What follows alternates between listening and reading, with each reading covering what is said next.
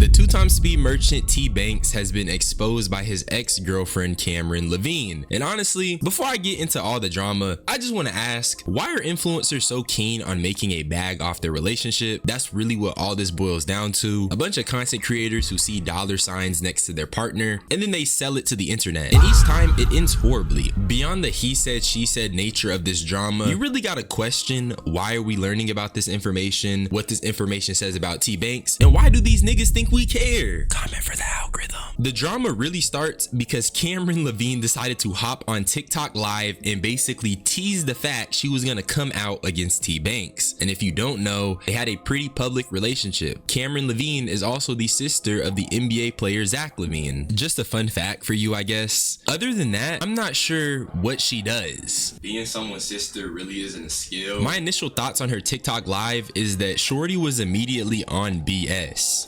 But motherfuckers, on Valentine's Day, yeah. On Valentine's Day, you won't believe shit. What the fuck just went on Valentine's Day? Let's break it down. How are we gonna break this down? See, what's funny is this shit is such a, this shit is so much. I'm not gonna lie. I'm shaking right now. I never wanted to, I wouldn't even say expose. This isn't even exposing. It's actually getting my truth out there. It's W method till I drop the fucking receipts of text messages.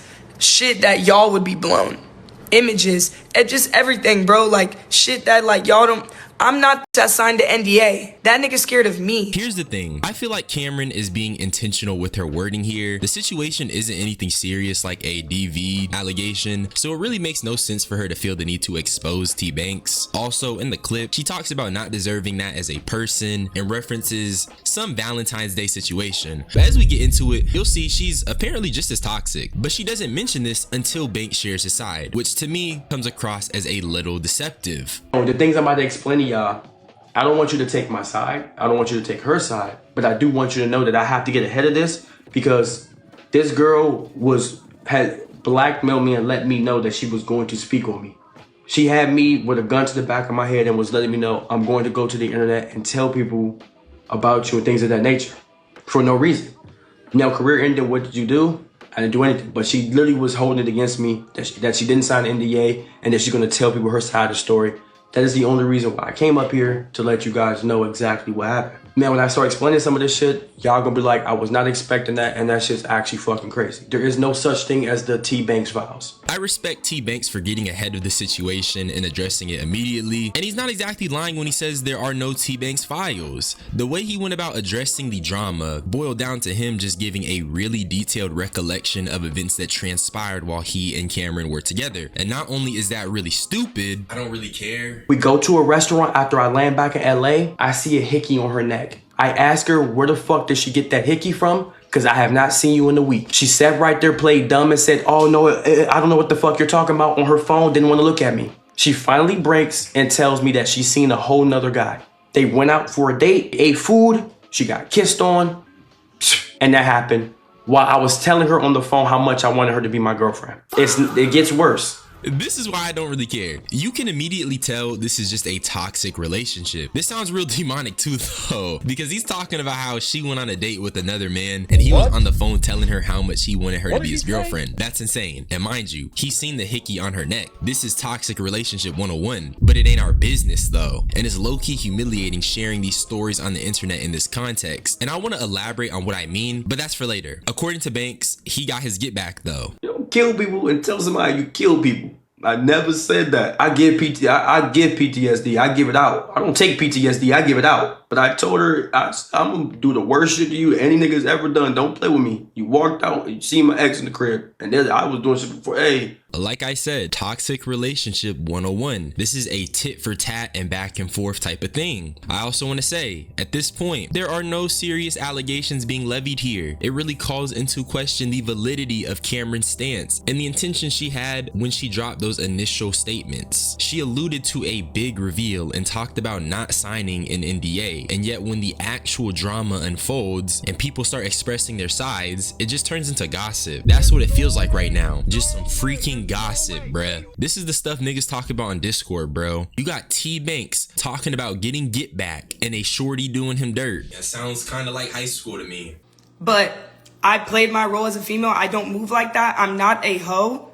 I don't do none of that shit. And Tamari knows, and everybody I've dated, and if you want to ask about me, you would know on the internet.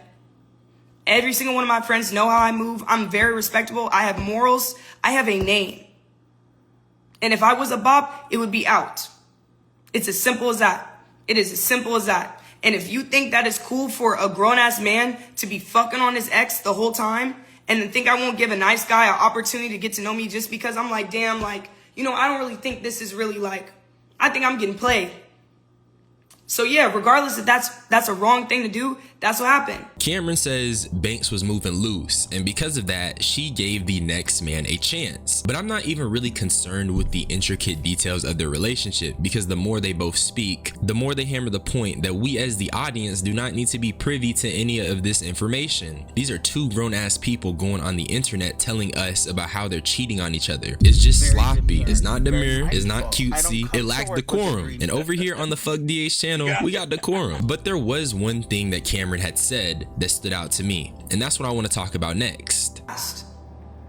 So it's like, I get that you did that, but it's like you try to belittle the fact all those clips put money in your pocket. Every time we streamed, put money in your pocket, and you got all of it back. That's what you would always say. It's good as long as I get the content, it'll somehow eventually get back in my pocket, hopefully. Depending on if it clipped well or the stream went well, it would end up going back in your pocket. The way I interpret this clip is that Brody clearly has a content problem, and what I mean is that Tbvnks basically puts his shorties in positions where he clip farms and antagonizes them for content. Now before I get into that, let me just show you guys that he did take accountability for this. I'm going to take full accountability at this point. The trolling shit and the jokes on stream, no matter what we were dealing with in private, that is something that I don't think is a good light, and I am never doing again with no girls. I'm gonna take full accountability. I play too much, I rage bait and I troll man, woman, kid, old adult, elder, and that's just my personality. That's why I got my ass whooped a lot as a kid. That's why my dad used to get mad at me. I play way too fucking much. I played at funerals, I played at weddings, I played at school, I trolled, I rage baited teachers, I rage baited my friends. That's why I got in fights with friends, and I don't think it'll ever go away, because the person I got it from is my fucking dad. I probably play way more than him, but that's who I got it from. But that does not excuse the shit I was seeing on stream, and even if, no matter how I felt about the off-camera shit, that does not excuse me trolling like that on camera.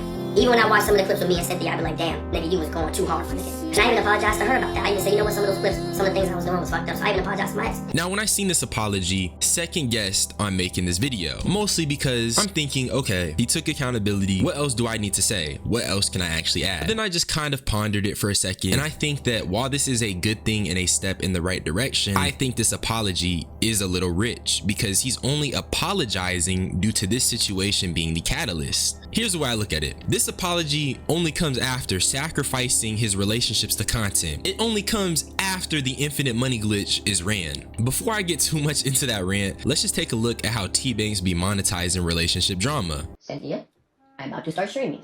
Stop. I'm talking I regular! don't give a fuck. Don't tell me I'm not telling you nothing. Let me finish as an adult. Let me finish. Don't tell me Okay. on stream at all. I'm not telling you anything. You said to me that you were going to clean no, my house. We're done. Ain't no we're done. You're done. When are you going to start cleaning? Because out there it looks like You're done. Are you gonna start cleaning my house? Cynthia, what am I doing? What am I doing? My big dick. Ow, for this ass. My bit's better though. You take her off? I'll take that boy off. This is shorts. I'll take her off. No. No, I'm No, you're not gonna fuck up my outfit. I'm Don't take sorry. that shit off. No. Then you're not coming. You're not wearing that shit to rip on your booty cheek. That's how it came. Well, you're not wearing that with me. And don't try to emasculate me on camera. Either you take it off or you can get the fuck out of my house. That's how I'm moving. Either you take it off or you can get out of my house. That's your two options. Which one you picking? So since when are you insecure about what I wear? I'm not insecure, but it's just certain things I'm just not allowing to go just in my presence. I'm still a man at the end of the day. I'm not no. You got me fucked up. I'm not a nigga that you been with in your past. Go get one of those niggas then. That's just not who I am. Try to emasculate. You know I've been like this. I ain't never told you what you can or can't wear, but I'm still a man.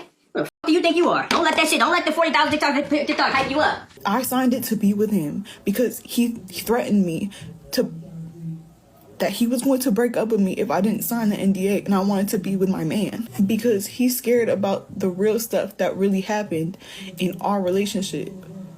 Y'all y'all are protecting this man that literally embarrassed me and made me look bad anytime he got. So as you can see, I showed you a lot of clips, and these are just arguments and conversations and situations that are being had on stream. And I'd say these are pretty intimate situations that should be had off camera. And then you have the fact that Cynthia was talking about how she had to sign an NDA and how she was embarrassed by him. The NDA has pretty heavy implications, and to me it just kind of comes across as a deterrent from her retaliating after being mistreated. However, she was one of the girls T-Banks had cheated with to get back on Cameron, but that's really on Cynthia for going back to a nigga that did all that. It doesn't really negate any of the feelings or things that happened to her. It just means she's dumb for going back. My professional analysis is that T-Banks has a problem with monetizing his relationships, and that's why he's in this situation with Cameron. It's nothing career ending, but he definitely bit off more than he can chew, hence why he's deciding to now switch it up. It wasn't something that changed when he was making the bread. It's just because he ended up finding a shorty who's willing to go to hell with him about this corny social media stuff. And remember when I said I think it's humiliating to share details in this manner? Let me explain what I mean. T-Banks had to tell niggas he seen a hickey on his shorty's neck to defend himself from being smeared. These are all details that he is not sharing on his own terms. He's not sharing it to be humorous. He's sharing these weird events in his life to get ahead of some drama that's currently unfolding. That's very humiliating. That's really all I had to say. You already know it's more dumb streamer drama. I love you all. Y'all better subscribe. Check out that new Subi baby. He just dropped Love Music. It's so fire. I'm gonna get up out of here. Bye bye. Say my pain away.